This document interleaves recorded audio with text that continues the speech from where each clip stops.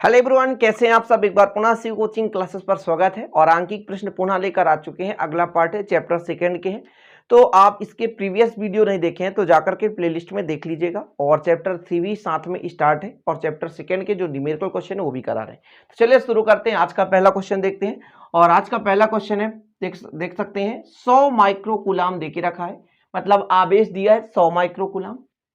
बिंदु आवेश से 10 सेंटीमीटर की दूरी पर वैद्युत विभव की गणना करनी है। कैसे निकालेंगे? आपके पास यहां पर आवेश दिख रखा है, इसका प्यारे भाई इस क्षेत्र में आवेश टोटल कितना है? 100 माइक्रोकूलाम, ठीक है ना। इससे आर दूरी पर मान के चलता हूं, जिस आर का मान देके रखा है 10 सेंटीमीटर। यहां पर एक बिंदु पी है जिस पर वैद्युत विभव की गणना करनी है।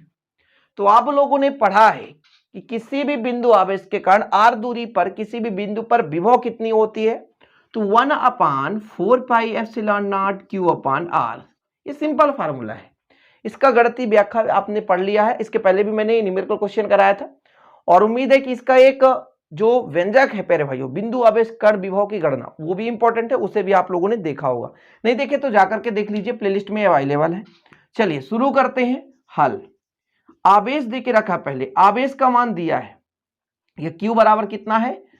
100 माइक्रोकूलाम। यदि हम इसको कूलाम में बदलें तो कितना का गुणा करना पड़ेगा? 10 की घात -6। ये कूलाम में बदल गया। यदि ध्यान रखिएगा कि यदि कोई भी माइक्रो में देके रखा है, उसको यदि कूलाम में बदलना चाहते हैं तो 10 घात -6 का, ठीक है। और यदि मान लीजिए नैनो में हो तो 10 घात -9 का, ठीक है ना। इतना क्लियर होना चाहिए।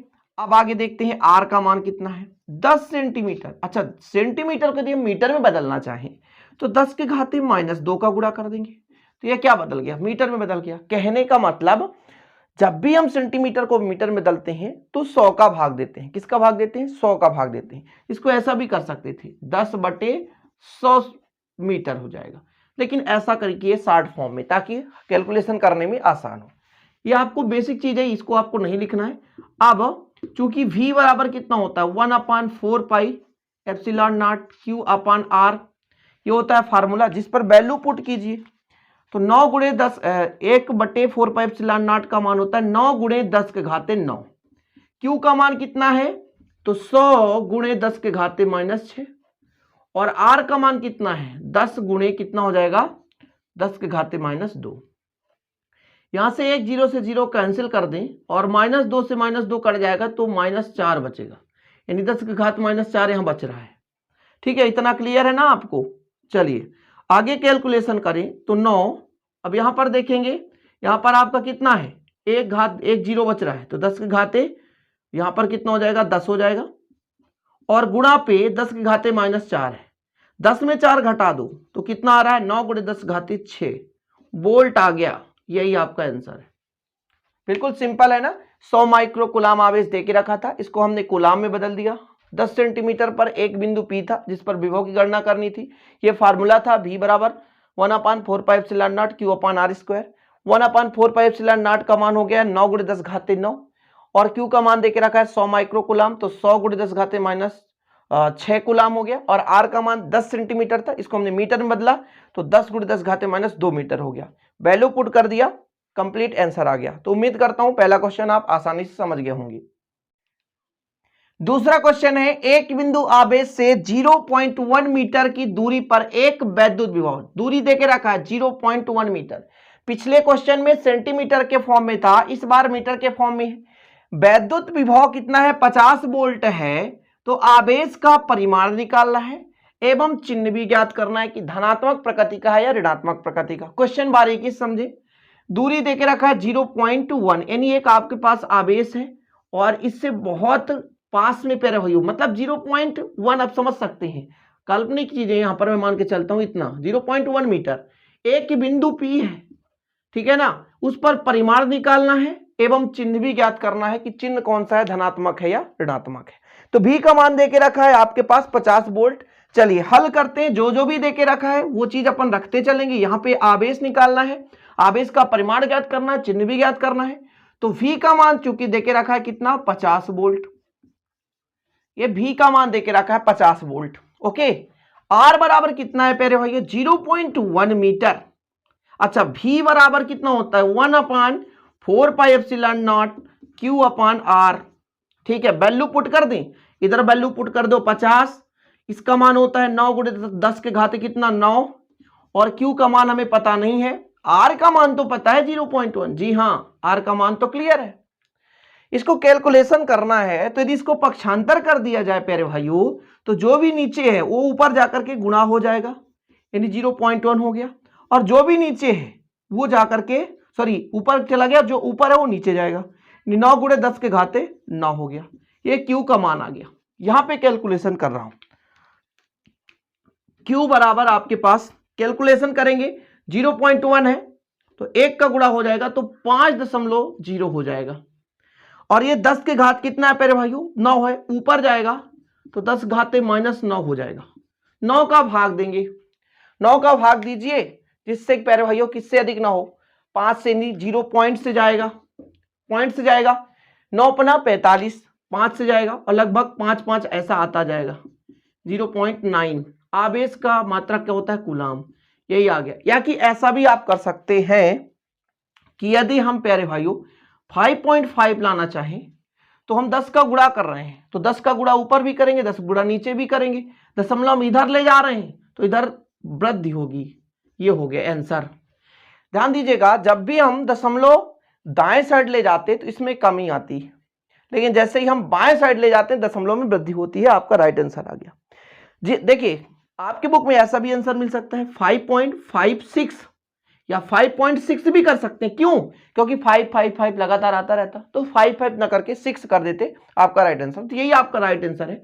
बोल के रखा है परिमाण निकालना था और साथ में चिन्ह बताना था, तो आपका परिमाण भी आ गया और चिन्ह भी आ गया। चिन्ह कैसा है? धनात्मक प्रकृति का है, धनात्मक प्रकृति का है, तो आप लोगों को लिख लेना कैसा है भैया, धनात्मक। Okay, complete. दूसरा क्वेश्चन भी सिंपल है। देखिए छोटे क्वेश्चन रहते हैं लेकिन इंपॉर्टेंट है, काफी इंपॉर्टेंट है। आगे चलकर आप किसी भी कंपटीशन एग्जाम की तैयारी भी करेंगे तब पर भी वहां पर काम आने वाले, जैसे एनडीए है, एयरफोर्स है ना, और साथ में रेलवे, एसएससी, एनटीपीसी वगैरह में तो बहुत क्वेश्चन ऐसे पूछे जाते हैं। बिल्कुल सिंपल क्वेश्चन रहते हैं, बनता नहीं है, क्योंकि जो बेसिक तैयारी नहीं करता तो आगे चलकर प्रॉब्लम होती है। तो उम्मीद है कि दूसरा क्वेश्चन आप सिंपल तरीके से समझ गए होंगे। तीसरे प्रश्न पर देखते हैं क्या कहता है कि एक्स अक्ष के अनुदिश 25 न्यूटन प्रति कूलाम का विद्युत क्षेत्र कार्यरत है। थोड़ा क्वेश्चन समझेंगे। तीसरा प्रश्न क्या कह रहा है कि एक्स अक्ष है आपके पास और उस पर 25 न्यूटन प्रति कूलाम का विद्युत क्षेत्र, मतलब विद्युत क्षेत्र का मतलब क्या है प्यारे भाई, यदि आवेश है तो इसके चारों ओर क्या निकल रही है, बल रेखाएं, जिसे विद्युत क्षेत्र रेखाएं कहते हैं। तो इस क्षेत्र रेखा के कारण एक क्षेत्र उत्पन्न होता है जिसे विद्युत क्षेत्र कहते हैं।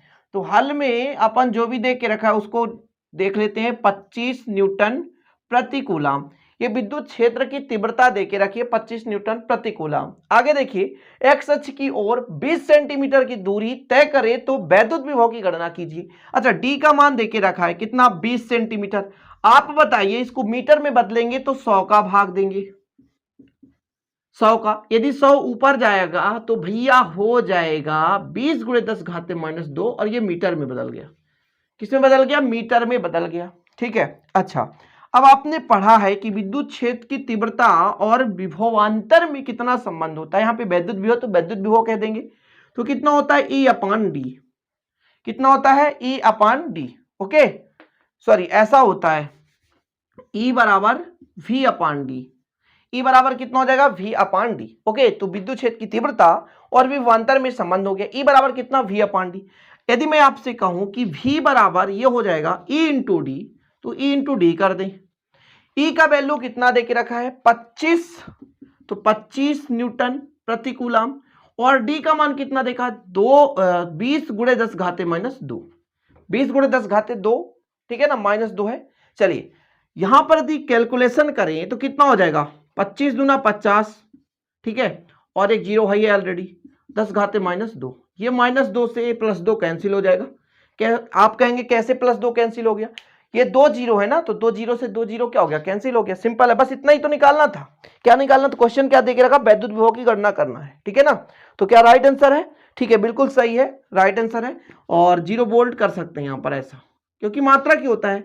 बोल्ट कैसा है? विभव कैसा है? मात्रा क्या होता है? बोल्ट। तो वैद्युत विभव की गणना करनी थी, तो जो कि सिंपल तरीके से आपने कर लिया।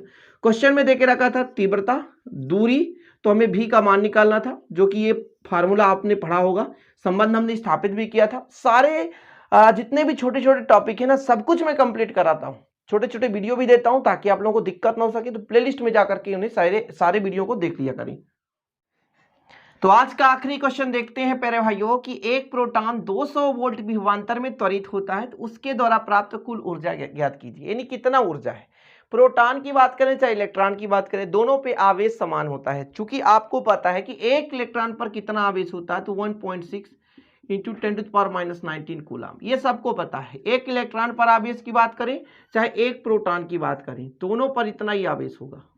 एक प्रोटॉन की बात करें चाहे एक इलेक्ट्रॉन की बात करें, दोनों पर आवेश इतना ही होगा। ठीक है ना। क्यू का मान आपके पास देके रखा है, ये चीज याद होना चाहिए प्यारे भाई, बताने की जरूरत नहीं है। तो यदि हल में आपसे कहूं कि क्यू का मान कितना है, 1.6 इंटू 10⁻⁻19 कूलम, तो बिल्कुल सही है। क्यों? क्योंकि बोल के रखा है एक प्रोटॉन, और एक प्रोटॉन पर या एक इलेक्ट्रॉन पर आवेश 1.6×10⁻⁻19 कूलम। ओके, आगे देखते हैं। 200 वोल्ट विभवांतर में त्वरित होता है तो उसके द्वारा टोटल ऊर्जा कितनी है। यानी भी का मान देके रखा है कितना, 200 वोल्ट। यानी वोल्ट को हिंदी से लिख देता हूं, वोल्ट हो गया। 200 वोल्ट देके रखा है, विभवांतर का मान, तो ऊर्जा कितना होगा। चलिए भैया, U बराबर आपको पता है क्यू भी, फार्मूला है, तैयार करेंगे। U बराबर क्यू भी, छोटा सा फार्मूला है। Q का मान कितना, 1.6 इंटू 10⁻⁻19, और भैया भी का मान देके रखा है 200। चलो भैया, 16 दूनी 32, डबल जीरो तो डबल जीरो, लेकिन दशमलव कहां लगाना है, दशमलव तो यहां लगाना है। ठीक है, 10⁻⁻19 हो गया। दशमलव यदि हम बताए बाएं साइड ले जाएंगे, मैंने आपको बहुत बारीकी समझाया था कि यदि माइनस में है, यदि दशमलव को हम बाएं साइड दाएं साइड ले जाएंगे तो यहां पे कमी आएगी। ठीक है ना। और यदि प्यारे भाइयों बाएं साइड ले जाएंगे तो यहां पे वृद्धि होगी। ऐसा क्यों? जैसे हम 0.2 अंक के पहले ले जाना चाहते हैं, मतलब यहां पे, तो अपन करेंगे क्या, इसका तो कोई वैल्यू ही नहीं है, चाहे हटा दो, तो 100 का भाग देंगे। ठीक है ना, 100 का क्या करेंगे, भाग देंगे, और जितना यहां पर भाग देंगे उतना ही अपन क्या करेंगे, गुणा करेंगे। और जब भाग देंगे तो ये आ जाएगा आपके पास, यहां पर दशमलव आ जाएगा तो 3.20, ये हो गया दशमलव, और ये 2 जीरो यहाँ पे कम ही होगा, तो 10⁻⁻17 हो जाएगा। बिल्कुल राइट आंसर, ऊर्जा का मान आ गया। ठीक है, बिल्कुल सही है। ये ऊर्जा क्या होता है, सही मात्रक जूल, तो आप जूल लिख लीजिए, है ना, जूल।